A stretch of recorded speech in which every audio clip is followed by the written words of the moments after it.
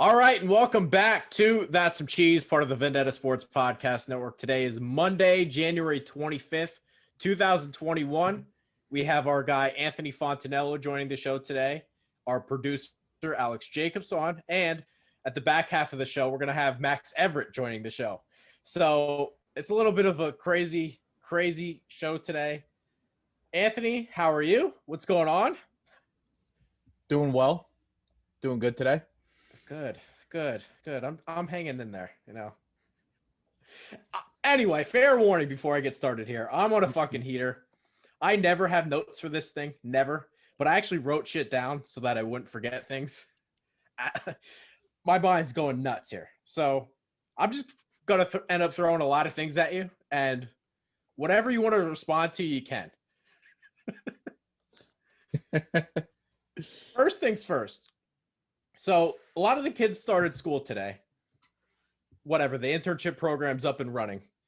And as I said, interviewing all these people, you would think that, hey, they're passionate about sports. This is always something they've been interested in. They want to dive right in. Anthony, how many posts out of the 17 interns do you think got done today? Zero. Goose egg. Well, one just got done. One. Okay. So we're at one. But as of 2 o'clock Eastern time, we were at 0 posts for the internship. Now, here's what I quite don't understand. As you're trying to get into this sports world, which is really hard to get into, and a lot of people should be watching this because they want to move up in the sports world. They don't want to be just jokes. How on your first day do I not hear from you? How does that make any sense? Oh, I'm really passionate about sports. No, you're not. You're just a little punk that wants to be handed everything. You're all losers. It's unbelievable. Dude. We didn't get not a single answer in that intern chat. I shouldn't have to hunt these people down. I'm not your fucking babysitter. You shouldn't be 5 years old. People down, that's for sure. We don't got to hunt. We shouldn't have to hunt nobody down. That ain't going to happen either. So I set the over-under, and I set the over-under for 5 interns that would drop up. I'm way too low. It's got to be at least 8. Yeah.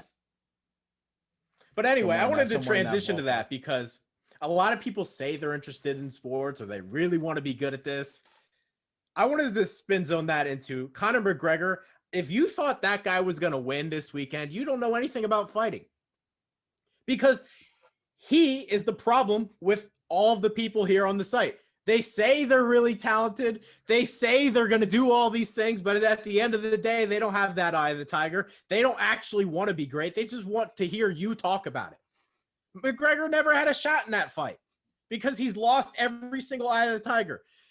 Those same people that helped him get to this point, he threw out the door. He doesn't train with them anymore. He just wrestles around with his little 5-year-old kid. He likes to get headlines. He wants to be the guy in the show. Hey, look at me. I'm a clown. I drink whiskey on the press conference. You're a joke, dude. Nobody thought that guy was going to win unless you really don't know anything about fighting. Conor McGregor hasn't actually wanted to be a fighter for a long time now. Okay. He wants to be an entertainer now. He's done with the fight business. He's not a fighter no more. He's purely an entertainer.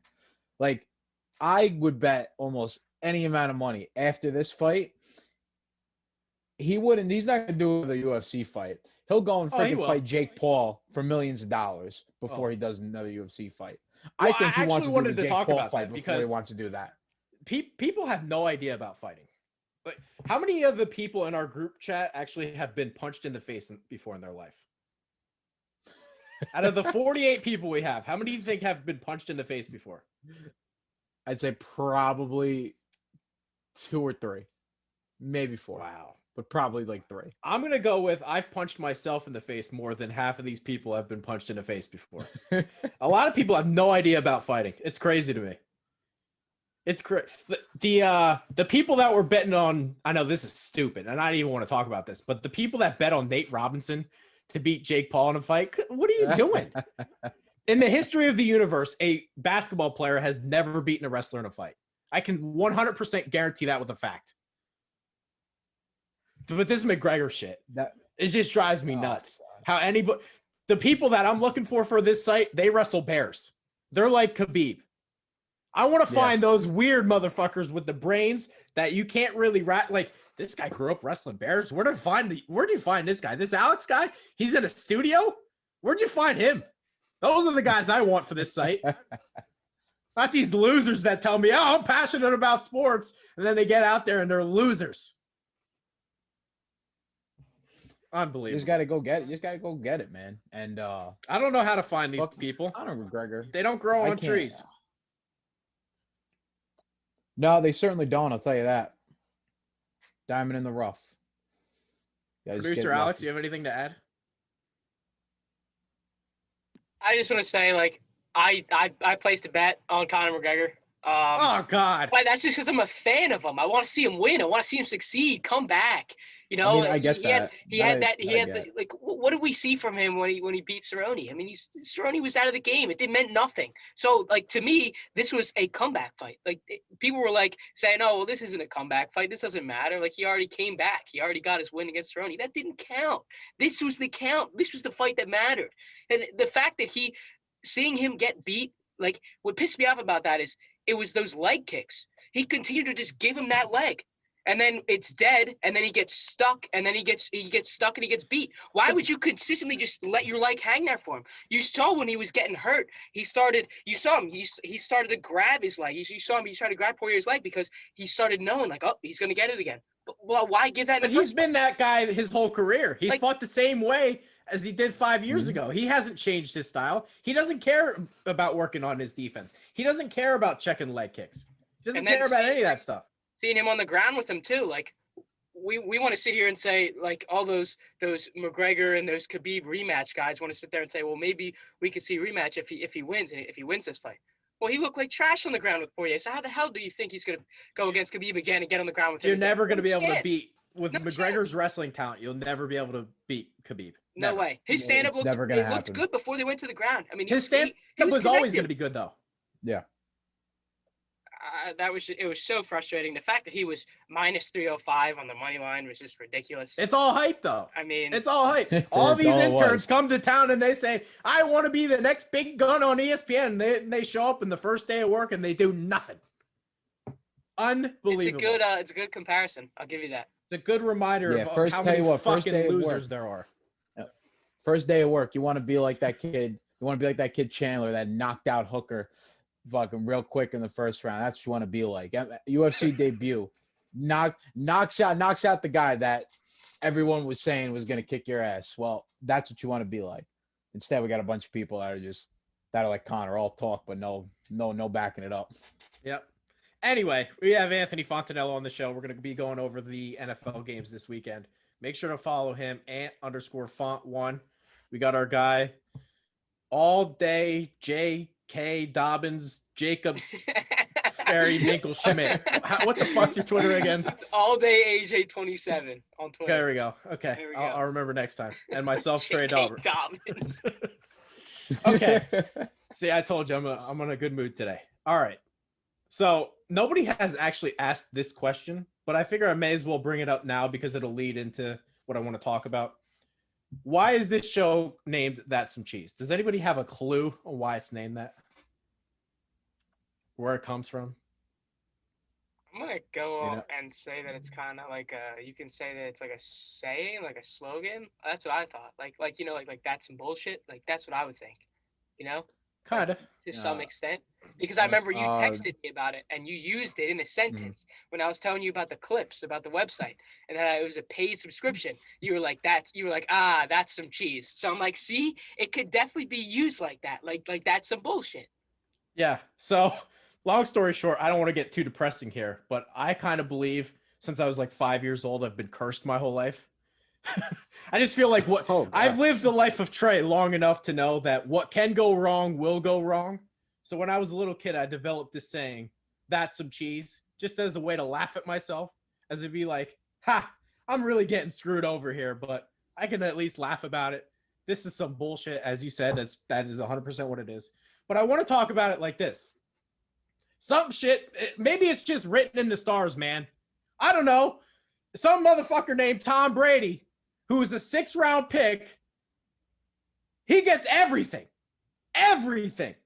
This guy's been in the league for 19 years, and 10 of the years he's been in the Super Bowl. He's been in the Super Bowl more than when he's not been in the Super Bowl. This guy, here's a crazy stat from this weekend. He threw 3 picks this weekend, and he still won. And in playoff games that he's thrown 3 picks in, he's 3-1.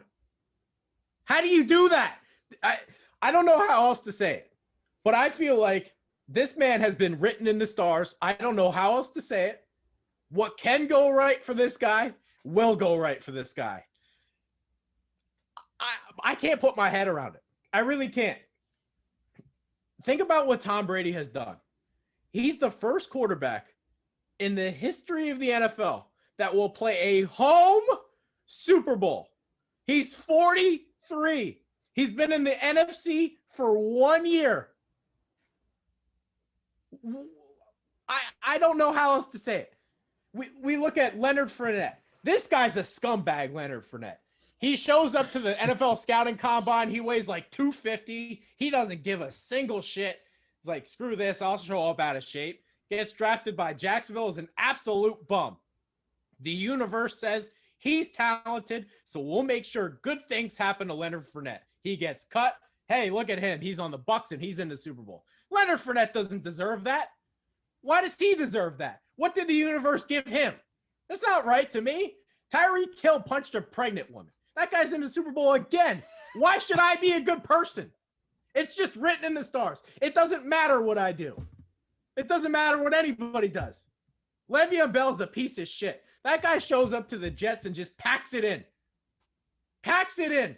Hey, look at me. I'm going to act like a complete fool, but I'm in the Super Bowl. He's getting rewarded today. Look at good old Trey. He spends 10 hours a day working on his site. You know, I put in all this work, but God says, fuck you. I don't get it. It's written in the stars, man. I don't know what else to say. This Tom Brady guy. It sometimes it makes me think that God's playing a sick joke on all of us. If I would have told you 20 years ago that some dude, some white guy named Tom Brady, he's going to be a backup quarterback at the University of Michigan. He's going to show up to the combine looking like out of shape, Mr. What's that tire company? Michelin. He's going to end up looking at like that guy Michelin, at the combine. Man. He's going to put together the worst combine performance of all time. He's going to be the 4th string quarterback on the Patriots.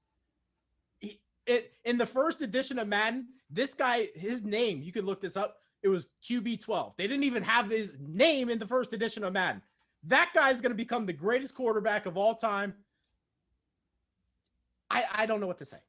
I don't know what to say. It's been beaten out of me. Isn't it just ironic that the first Super Bowl hosted by a team they've been playing in their this is the first time we have somebody from the home stadium that's actually playing in the Super Bowl? Isn't it ironic? It's Tom Brady. I mean, come on now. This is just it's ridiculous. It's so annoying, to be honest, because I thought this guy was done 3 years ago. But everything and I think should have been pointing to think about this. 2 years ago, he was D Ford half a yard offsides away from being eliminated. He ends up winning the Super Bowl that year. Then the following year, it should have been a progression like, wow, he was actually kind of bad with the Patriots that last year. He lost to Ryan Tannehill, didn't score a touchdown. And he threw a pick 6 to end the game. That everything I've been told in my life should have been, okay, the following year he'll go to Tampa and maybe he'll play a little bit, but he'll be a little bit worse. And then the following year he'll really be done. No, this guy's just in the Super Bowl. I don't understand this. Why should I be a good person? Antonio Brown today is going to be playing in the Super Bowl. Of all the jackasses in the world. That's right. That guy couldn't have done more things wrong within the past 2 years. He's in the Super Bowl. Why should I be a good person? What am I doing this for? Is just everything determined? How about the people that came up with astrology? They're like, oh, these love languages. I've been told that Tauruses are supposed to be good that are born in the people in this, and they all seem to agree. How does it make any sense? What kind of world do we live in today?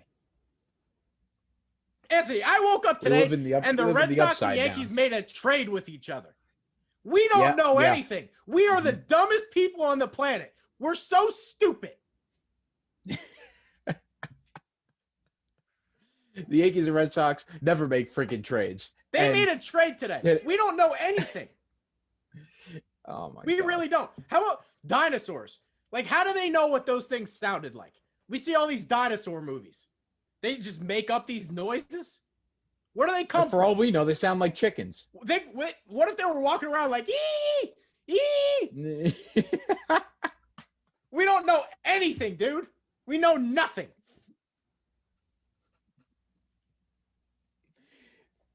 It's crazy what's been going on in this world. Would you have thought like 3-4 years ago Antonio Brown and Le'Veon Bell would be in the Super Bowl, but not with Big Ben, and they're both playing for different teams? How about this one? If I told you 2 years ago the Bucks would be in the Super Bowl, you would have said, Trey, stop smoking crack. Yeah, really. We don't know anything. We know nothing. If I would have told you 10 years ago that some little point guard at Davidson would change the NBA forever, what would you have said to me? Trey, you need help. Like, we need to check you into a mental facility. We don't know anything.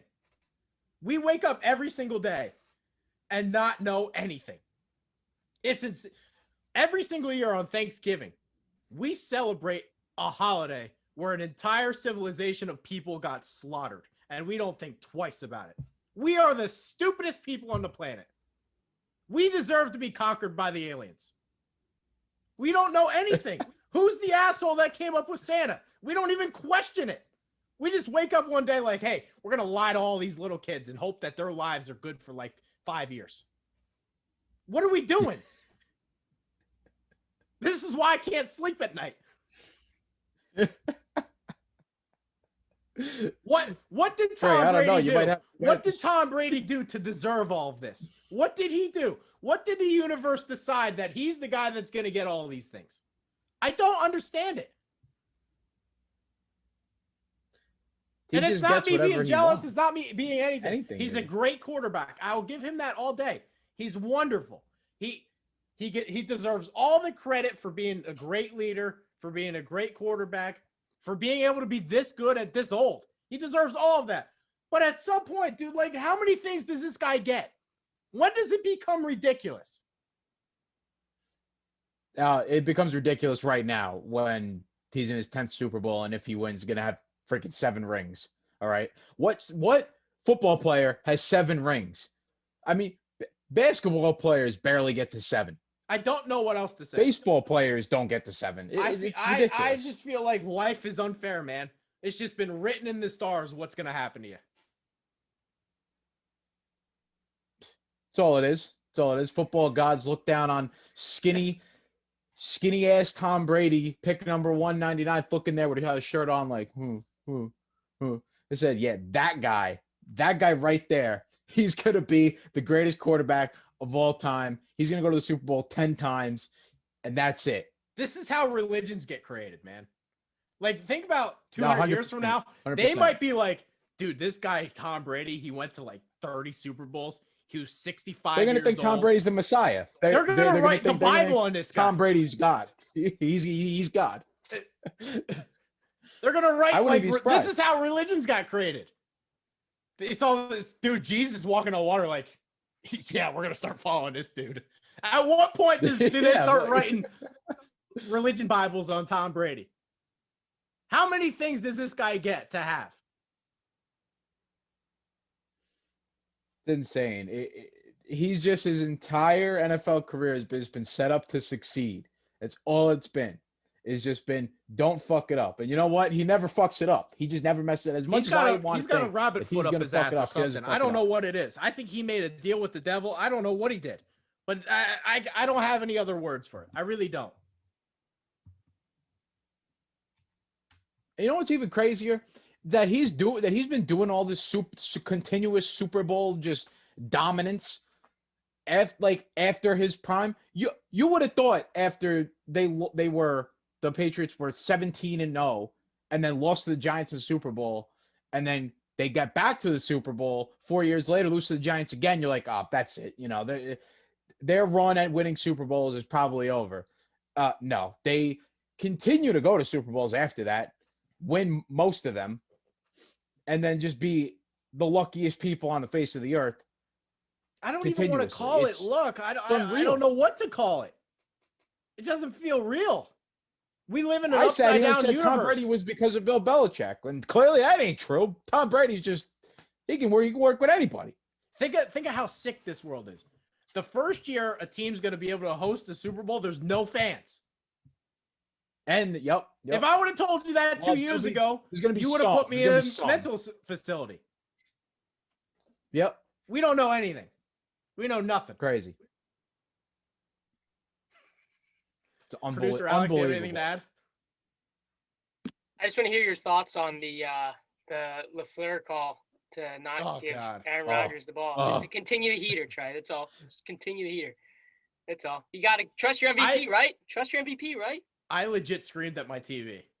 Doesn't make sense. Yeah, Trey, go first on this, and I'm going to follow up with you because this is I legit something I was pissed about. I don't know how else to say it, but I had a couple angry orchards yesterday. It was going on a little bit of a bend, but I screamed at my TV yesterday. Screamed, "What are you doing?" Right. It just made me, and again, I kept thinking like, God, people are stupid. People don't know anything. We don't know anything. One day, some dude decided to drink cow's tit and been like, yeah, this shit's good. We don't know anything, man. In the most obvious situation of all time, you know you're not getting the ball back. You know you're not getting the ball back. How do you not go for that? And then it was just a wild series of events where they kick the ball off and the guy on Tampa doesn't even run to get to the 2-minute warning. He takes a slide, so it was stuck at like 204th, so Tampa had to run an additional play. Then it gets to 2nd and 1, and Green Bay is like, yeah, we'll just give him the first down to make it easier. And Tampa accepts the penalty for God knows, I have no idea why. We don't know anything, dude. We're the dumbest people in the world. Matt LaFleur is a pussy. Our interns suck. The world's just shit.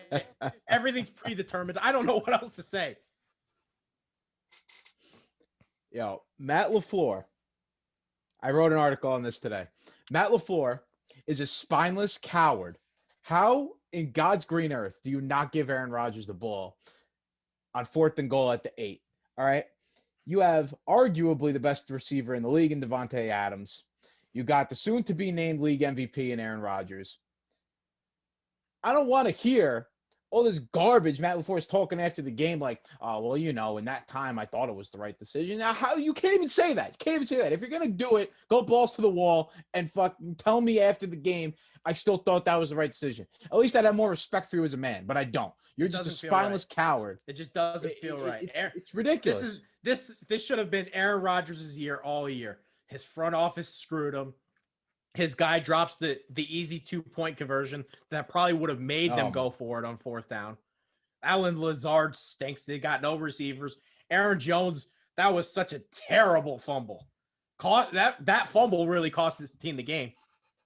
Yeah, 100%. Who was the corner that got burned? Was it Kevin King? Kevin King doing the windmill. And there was the Mike Evans touchdown, Kevin King. That was the worst jump of all time. That thing should have been picked too. That first Mike Evans touchdown. I just feel like Rodgers came into this year. He did every single thing he could. It didn't matter. It just wasn't written in the stars for him. There was nothing he could have done. He went up against the one guy and the one team that just no matter what he did, he wasn't going to win. Think about what Tom Brady did. He got to Tampa Bay and the Lightning won the Stanley Cup. He had a bad game right away. I don't know what's going on with Tampa. I really don't. When the hell has Tampa had 3 teams in the championship? Tampa went to the World Series. They won the Stanley Cup all when Tom Brady shows up. There's something now they're going to the Super Bowl. The universe has decided whatever follows him, something good will happen. That's the only way I can explain any of this. He leaves New England. The Red Sox. He leaves New England. The Red Sox terrible. The Celtics can't get out of the second round of the playoffs.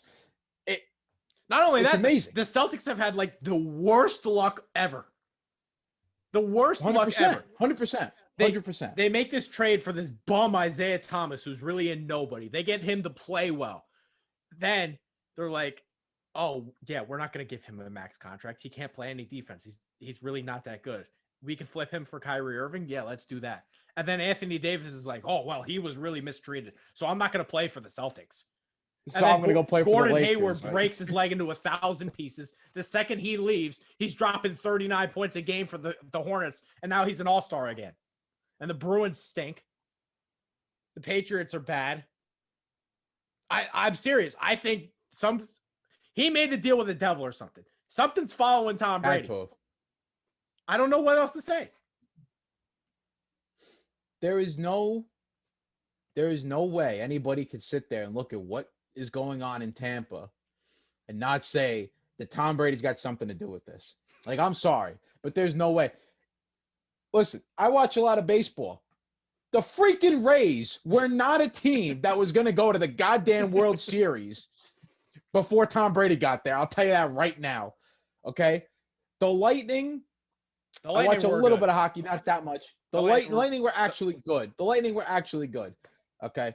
But the year before Brady showed up, they lost in the first round to Columbus. They lost in the first round as the 1 seed. And then the Buccaneers, a team that we've watched over and over again, be mediocre as hell. Tom Brady gets there. They can't beat an elite team until the playoffs start. Then the playoffs start, they're beating everybody. This guy just beat Drew Brees and Aaron Rodgers to get to the freaking Super Bowl. I mean, come on. Sports are stupid, man. Why do we care about this?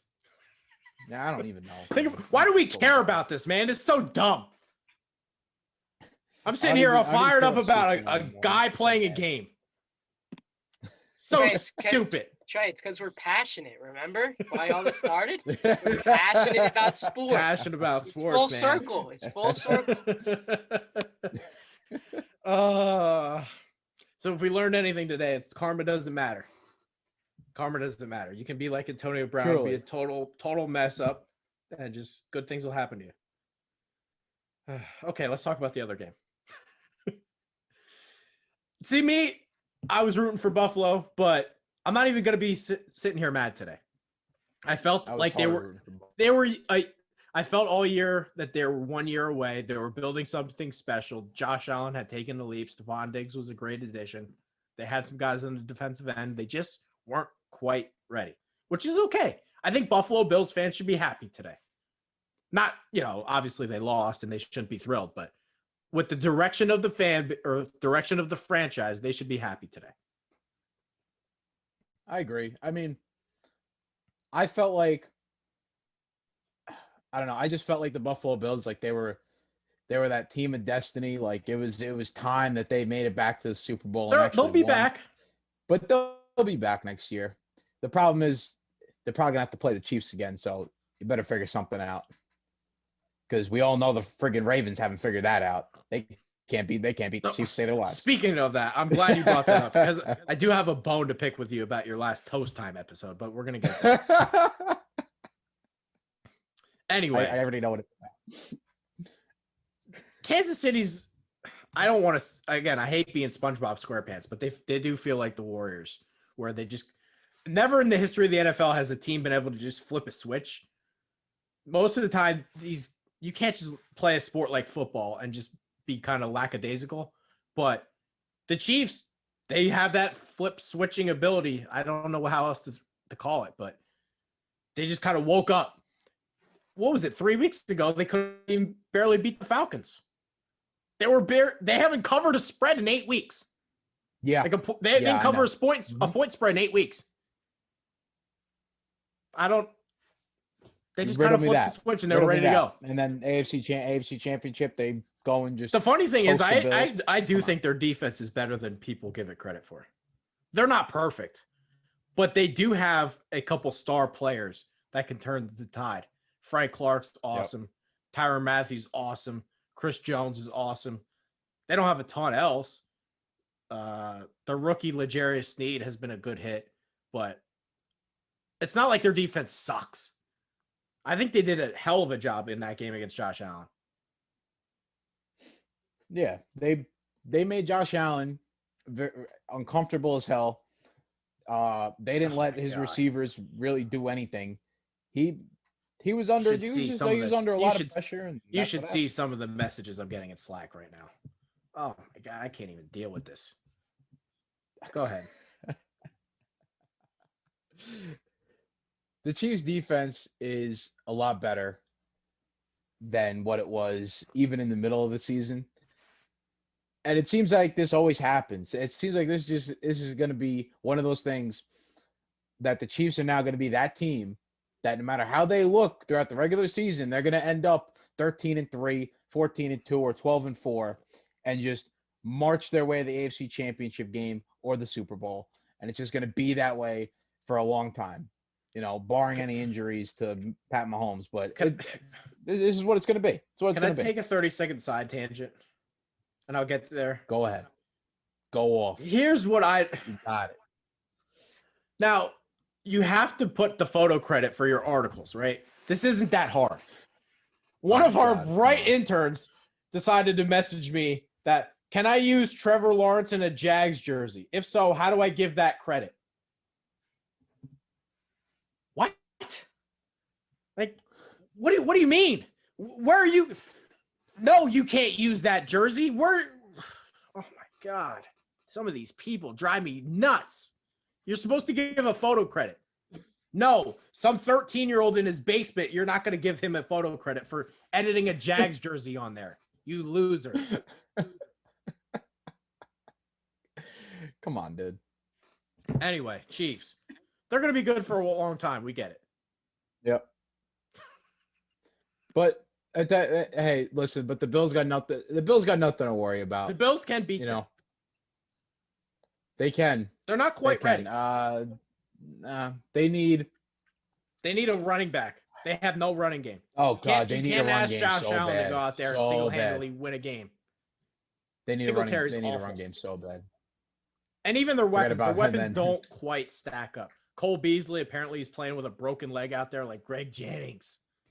Yeah, the team on his back though. The team on my back though. John Brown's good, but they needed a couple more dudes to match Travis Kelce and the Tyreek Hill. The not having a run game's really killed them. If they were a more balanced offense, they'll be back. They'll be fine. Yeah, that's all. That's about all you can say for them. I mean, what else are you gonna say? The defense isn't terrible. It's not what it was last year, but then again, you also just played the Chiefs, who, I mean, they'll score 30. They'll score 30 on the best defense in the league. I have a bone to pick with you about your Toast Time episode here. You go ahead. I know what you're talking about. And then I'm booting you out to talk to our guy AJ all day. J.K. Dobbins touchdown. It sounds good. You said that Lamar Jackson doesn't have enough help. That's right. What? Yep. What do you mean he doesn't have enough help? What's the matter with you? He doesn't have enough help. He's not getting paid anything. You think when he's getting paid $40 million a year, he's going to have more help? Well, they should do a better job of getting him help right now, which they haven't done. All day, J.K. Dobbins. He led the league. Hold on. Rookie J.K. Dobbins, as a rookie out of Ohio State, second-round pick. He was the fourth rookie taken. He led the league in yards per carry average. That doesn't just happen because your offensive line sucks. That doesn't just happen.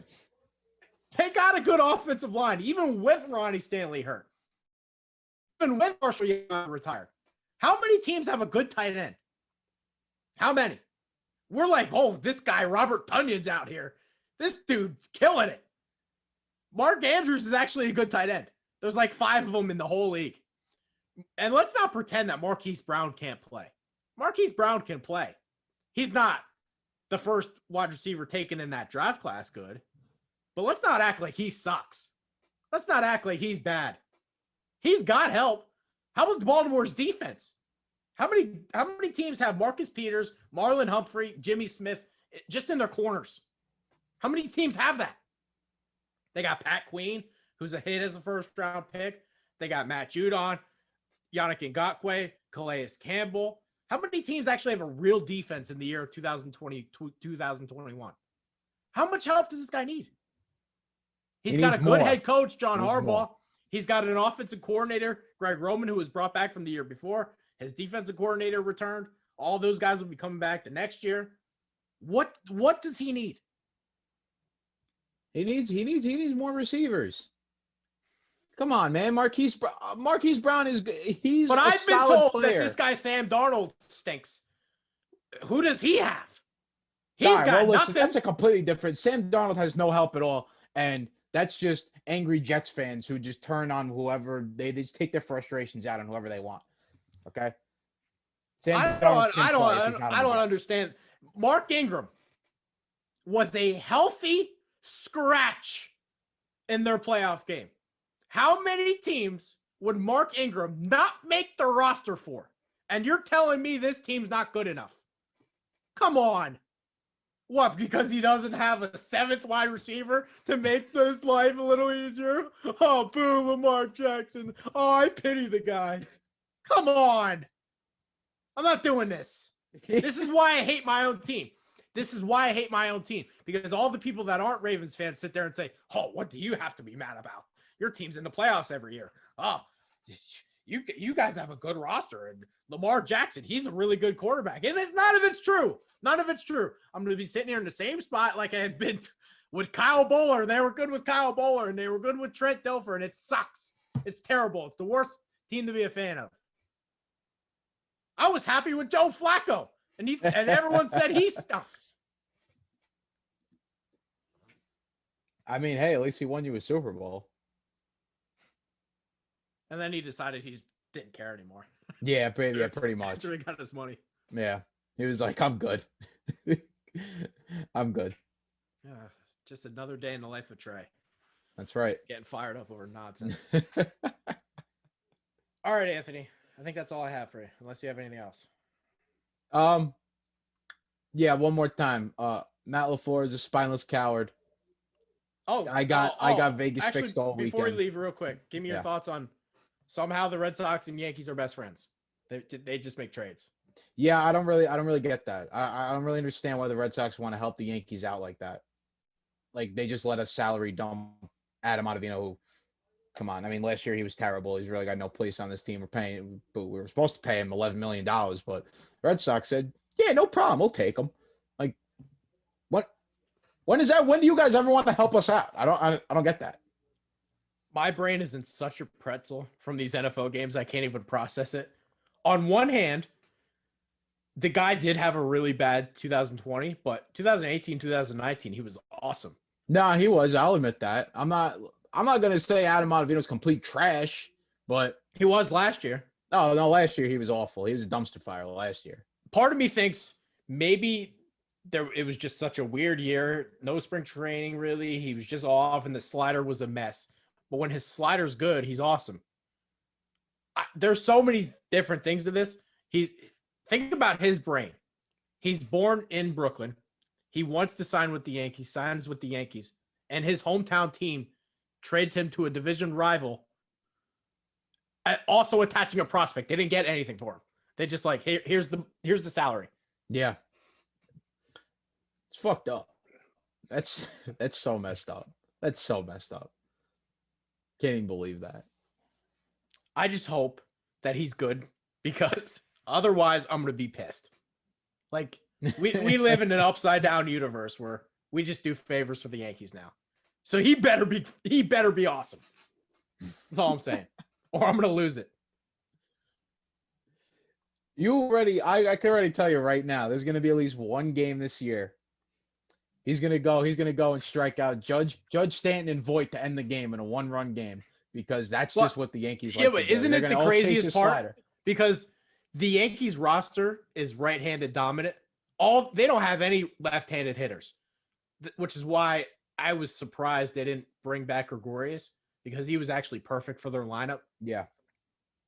Ottavino is going to be perfect right-handed slider. He's like the perfect guy to get their lineup out. No, he's gonna kill him, especially Judge and Stanton. Bunch of swings and misses on him. Let me tell you. I I've seen that movie. I don't know. Movie plenty of times. What do we know, man? We're dumb. We're stupid. The Red Sox and Yankees are best friends. For all I know. We don't know anything. Yeah, for all I know, Judge is going to play every game this year and hit like 330 and have 40 home runs. I don't know. Christian Yelich sucked. We don't know anything. We're just dumb. Yeah. I don't know nothing. Stupid. Why do we care about this? Sports are stupid. Should have taken up cooking. Should have just became a chef. You get a lot less angry, I'll tell you that. Speaking of which, that Selena Gomez cooking show, I've been binge watching it. Oh, it's great. I love it. Yeah, you gotta watch it. All right, I'll definitely take a look. I didn't even know she had a cooking show until I seen you post that. I was like, great. Really? All right, that's all I have for you. Make sure to follow Anthony at _font1. That's right. He's got the Super Bowl previews. Make sure to read those. Anthony's one of our guys, so make sure to follow him.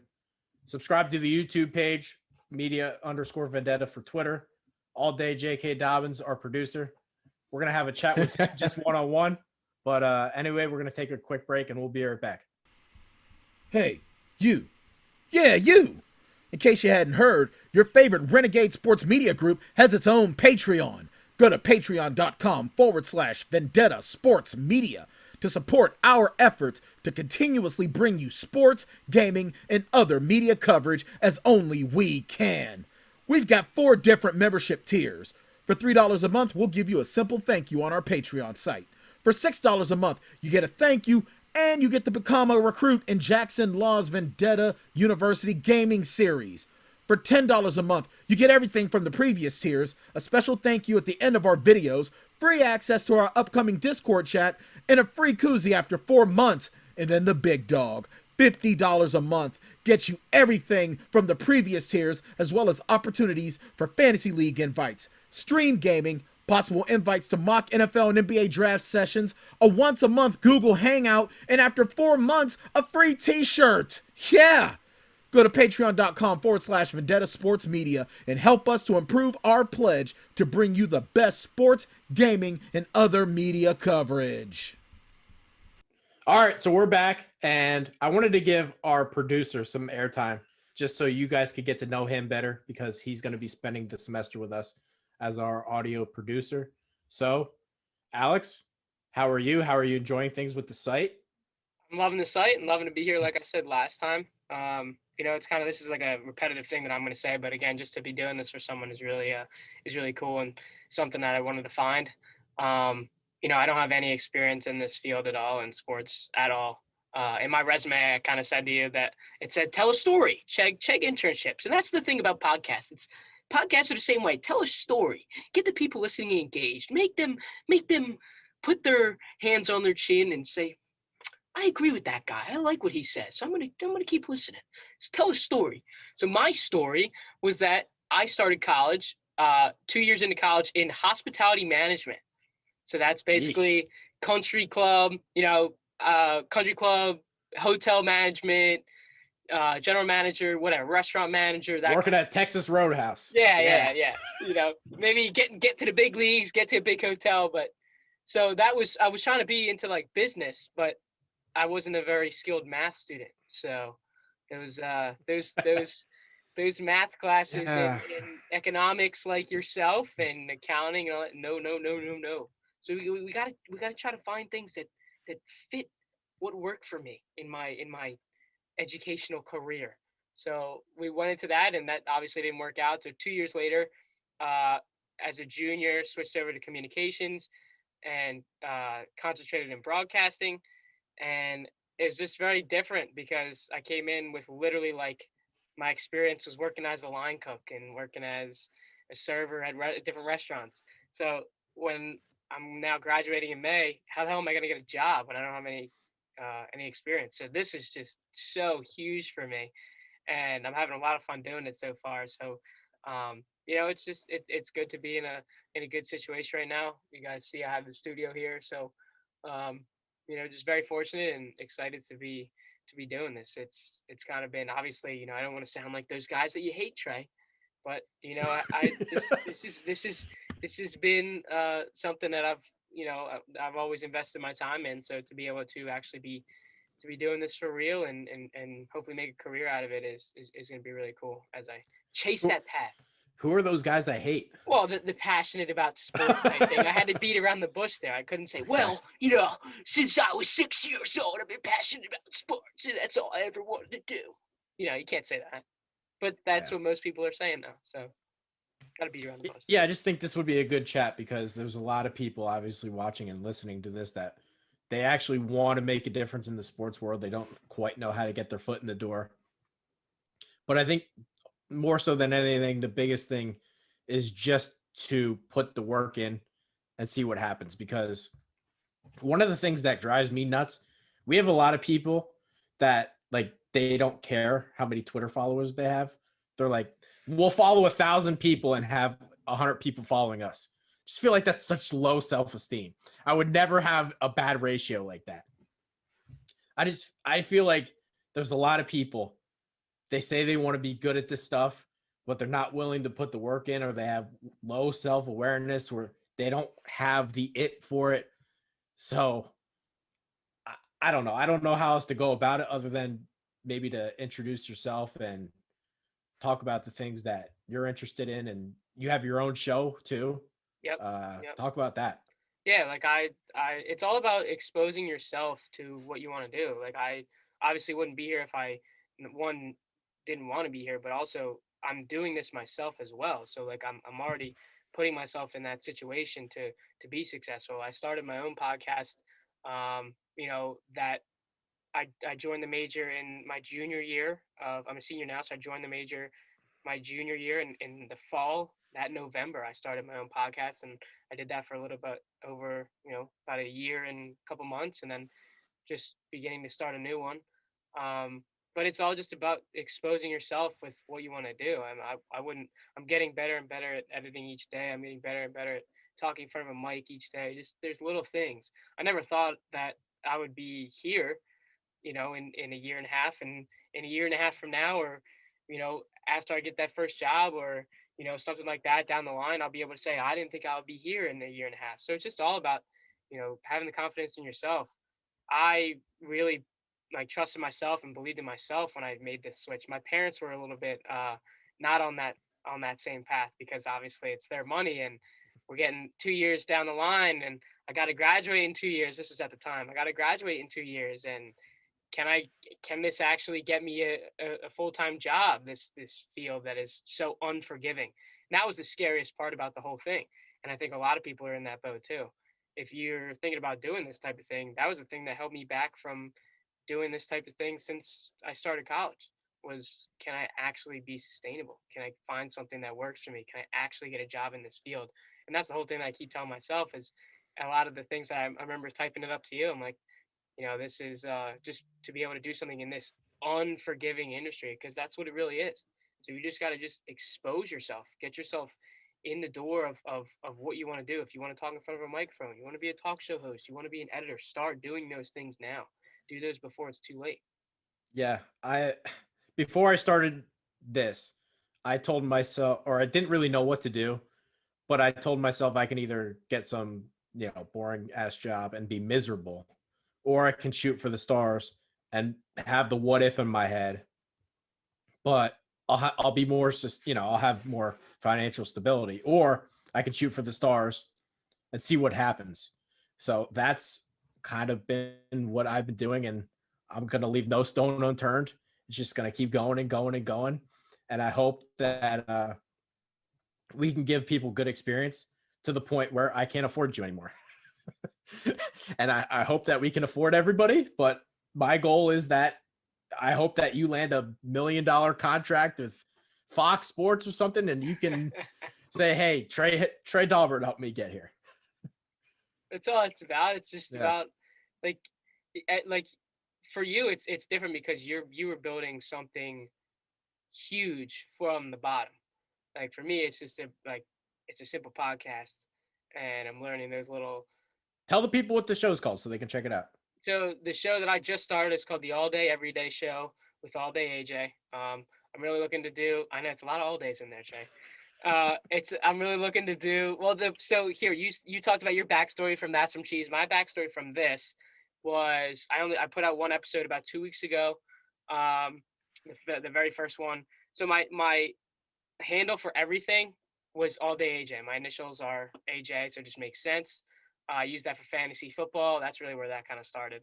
And then I just figured let's try to incorporate that with a new name. So we kind of just built that.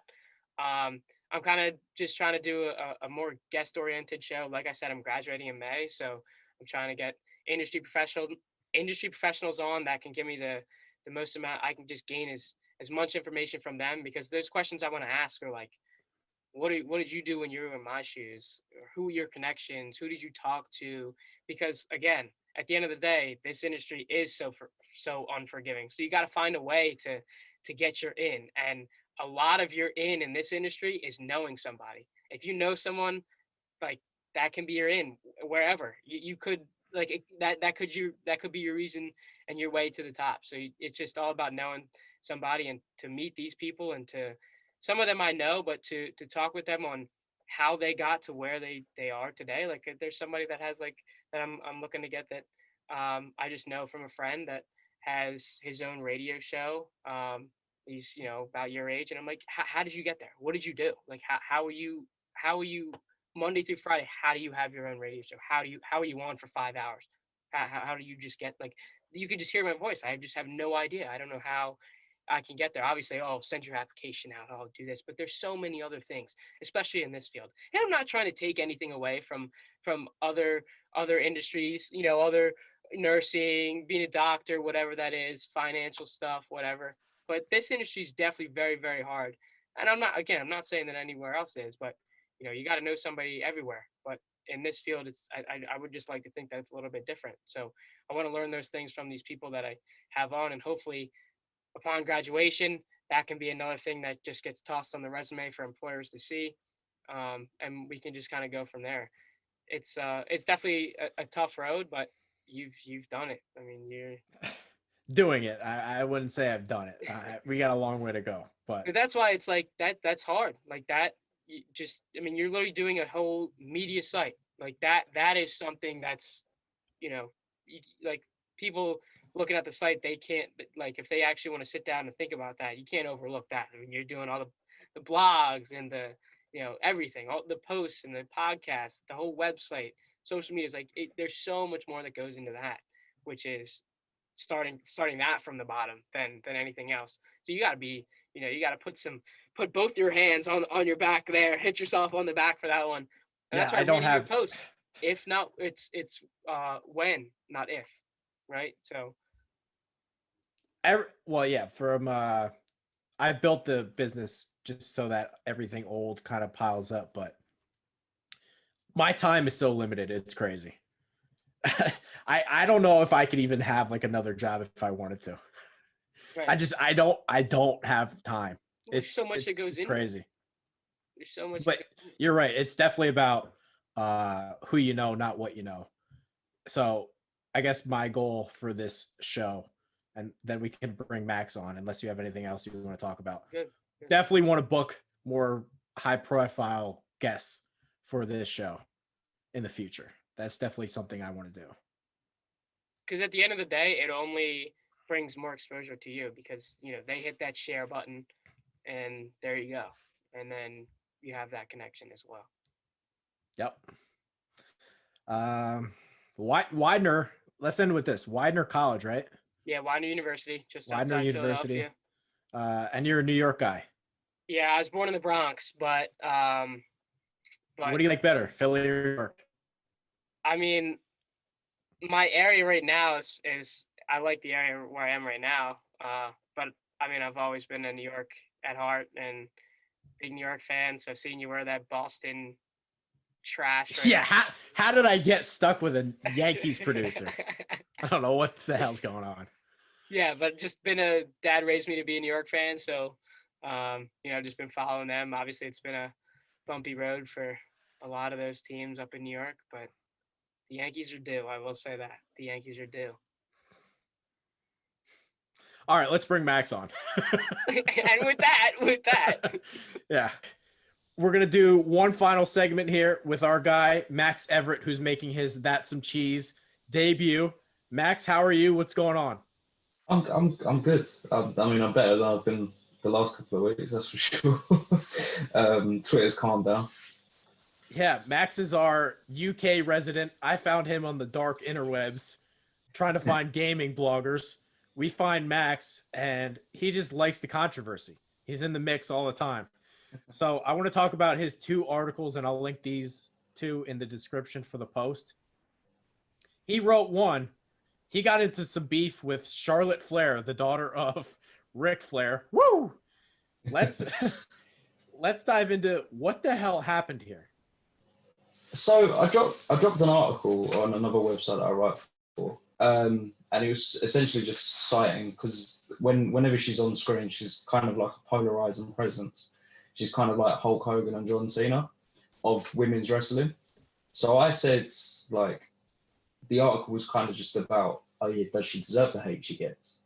And I think the headline was a little bit of a teaser, because I didn't say she deserved the hate, but obviously she didn't read it correctly. Like, somehow she's managed to get a hold of it, read the article or skim read the article, and then just pull away at certain threads of information and relay that to her fans, who just read what she says and not the article. And yeah, essentially just set my Twitter alight for the next couple of days.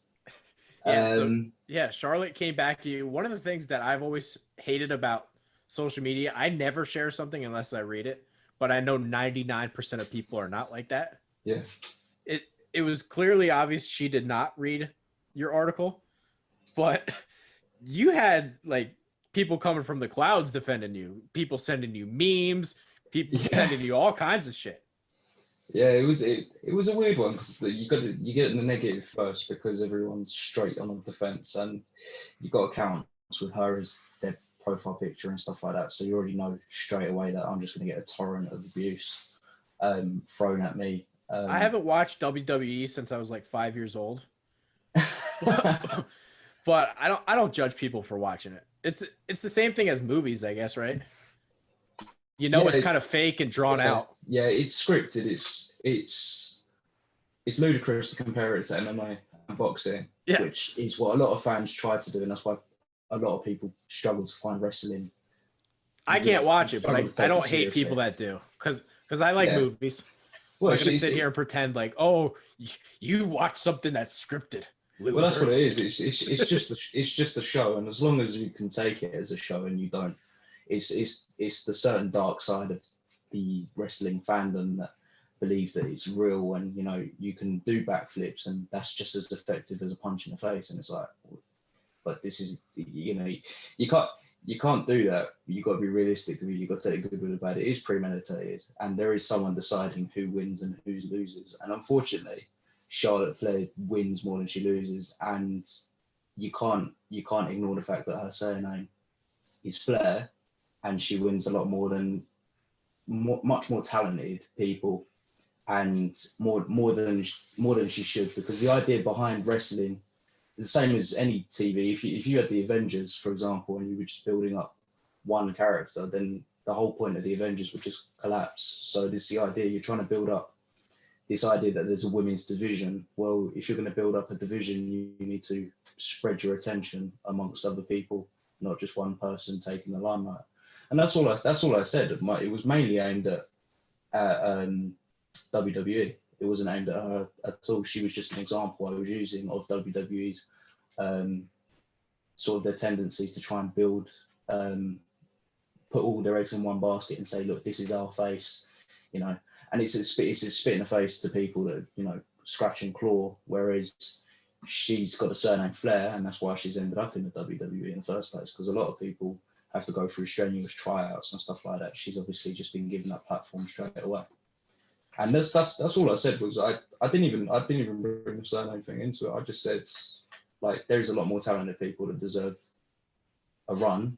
You know, you're good, but you're not as good as the sort of space you're being given.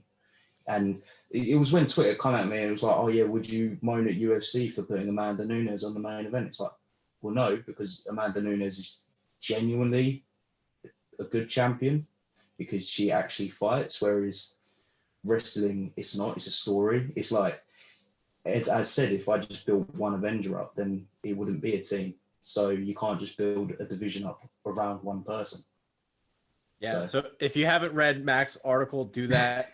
It kind of dives into everything. I didn't foresee someone getting into a Twitter beef with Charlotte Flair on our site. I most definitely didn't see that coming. Every day is a new day in the world of Vendetta Sports Media. Yeah. Last thing I want to talk about your PS5 article. I haven't tried really hard in a while, but I did try it the first, I don't know, month or so to get a PS5. I could not get one. I still do not have one. I really want one, but I'm not willing to pay the $750 or whatever the scalpers want. Exactly, and I'm not willing to stay out till 3 o'clock in the morning trying setting up the websites on multiple different devices. It's not happening, and that's all. Again, I just said, like, businesses have a way of dealing with it, but they don't care because at the end of the day, whether the scalpers buying it or not, they're hitting their targets, and that's what I said. Yeah, we got a DM from a company called Game Digital that blasted your article. Yes, I actually used to work for Game. I was assistant manager there. I've worked twice. That's a twist. Yeah. So when I got the message, it wasn't completely shocking that they were going to be the ones to buy it, because they're a company that are very very defensive, because similar to GameStop over in the USA, they're not got the best rapport with the customers at the moment, and quite rightfully so. And you can't ignore the fact that, and what I found very convenient afterwards was after I dropped the article, obviously the site went down for maintenance, or whatever happened, and I dropped the article, and then I was watching it whilst I was waiting for my article to go live. I was watching Eurogamer and all kinds of other places. Game had actually gone out and actively scrambled their PR to spread across this message that they are going to do something, sort of thing. So in a way, my article kind of provoked them to go, okay, we should probably, try and get. And that's the thing, is they're a company that, without sounding too slanderous, they're a company that try and scratch and claw at whatever customer relations they can get, because they are falling behind, as most game shops are now, because digital's taken over and Amazon's taken over. And that's the thing, is when you're doing that, you're like, all right, cool. So the PS5 launch is great for you because you're selling out constantly, but you're selling out to scalpers, which is actually putting you out of business because you actually make more margin from pre-owned sales anyway. When am I going to be able to get a PS5? That's what I want to know. Probably not for months. It's ridiculous. And again, Sony were mentioned in the article as well.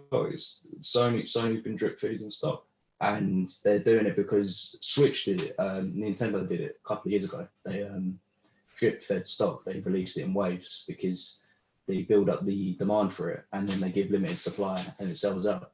It's kind of like this. Nike have done it with their Jordans and stuff. Businesses have done it for ages, where they create limited supply, despite the fact that they've probably got loads stuck in warehouses. They're just slowly releasing it, because whilst they're slowly releasing it, the interest is still there. And again, they don't really care, but obviously it doesn't do anything for customer relations. And obviously we've seen loads of times businesses, when they play that dangerous game of, all right, well, we're going to do well in the short run, but then in the long run, you're not going to do well because Sony thrives on subscribers. Well, if you're selling to scalpers, you're not getting subscribers anytime soon, because they're dead units sat in someone's shed as they're going to sell it. Yeah, so make sure to follow. What's your Twitter handle again? It's Max_Everett 10. Max_Everett 10. Make sure to follow Max and check out his article in the PS5 scalpers, because I don't know when I'm getting my PS5, but I really want one. Max blasted the scalpers as they should be.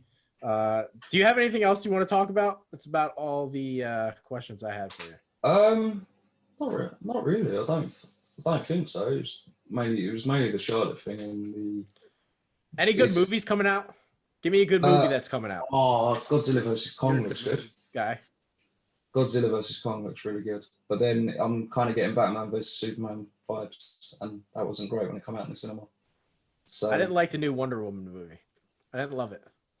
I've never been a massive lover of Wonder Woman as it is. Yeah, but Gal Gadot's pretty. She's a good Wonder Woman. Yeah, she's great. She's a great Wonder Woman, but it's just I don't know. There's not much there really. I mean, There's a lot there. I haven't watched it. I haven't watched it. I just haven't. It doesn't appeal to me as much as the rest. It's not your cup of tea. It's not at all. But Batman, less so Superman. But yeah, Batman. The Marvel stuff's brilliant. Marvel stuff. I just watched. This is probably really old. I just watched Justice League. Batman's just like Rich. He doesn't even have any superpowers. What's with that? Oh yeah, Justice League. So he's like old, washed up, and has no superpowers. Yeah, I don't understand it. They're re-releasing that this year because there's a deep. I think this is the first time I've ever talked about something comic book related on That's Some Cheese. So we're breaking records today. Well, Justice League is actually an interesting subject to talk about because the reason why that movie flopped so badly was because the original director for it actually had to depart project because his daughter had actually passed away. So Warner Brothers, again, in another great business move, instead of going, okay, the director needs a break and stuff like that, they decided to go, actually, no, we've got a deadline for this movie and we're going to release this movie. So they hired someone completely different to come in. Well, the problem is obviously the movie was partially shot and stuff like that. So this new director's coming in, and instead of finishing the original director's vision or consulting him on it and saying, look, I know you're going through a hard time, but I've got a movie to finish. I'd like to finish it in your vision. He decided to sort of just bring his own vision into it. So that's why it's just a hot mess because there's reshoots everywhere. He tried bringing the thing with DC is DC's always been darker than Marvel, but he tried bringing sort of Marvel cheesy comedy and it doesn't really work and nothing really clicked. So it was just a hot mess, and it did make Batman look stupid because, as I said, Batman's surrounded with superheroes, and on his own, he looks great. And the way you portray Batman is the same way you portray like Iron Man. He's intelligent, he's rich, he counters what everyone else has got in superheroes, he's got in tech. But none of it really clicked. It felt very much like the director didn't care for the movie and he didn't care for the characters involved. And it definitely ruined DC's plans. And that's the thing, if Warner Brothers were clever about it, they gave Zack Snyder more time than the original director, then they wouldn't have needed to go about all this roundabout way. But they're releasing the director's cut this year, so it's a 4-hour cut being released on HBO Max. So all right, that's Max Everett for you guys. He's our guy who's getting in the mud. Bunch of controversy around him. Make sure to follow him. I know he wants to do some interviews that he's trying at least to get lined up. Yeah. Trying my hardest. Yeah, so maybe Max will make his debut on the Vendetta YouTube channel, hopefully this year. But make sure to follow Max _Everett 10. Yeah. Our guy, all JK Dobbins, AJ 27. Follow him. Myself, Trey Dalbert. Make sure to hit the subscribe button on YouTube. That's going to do it for That Some Cheese. Thank you guys for watching, and we'll see you next time.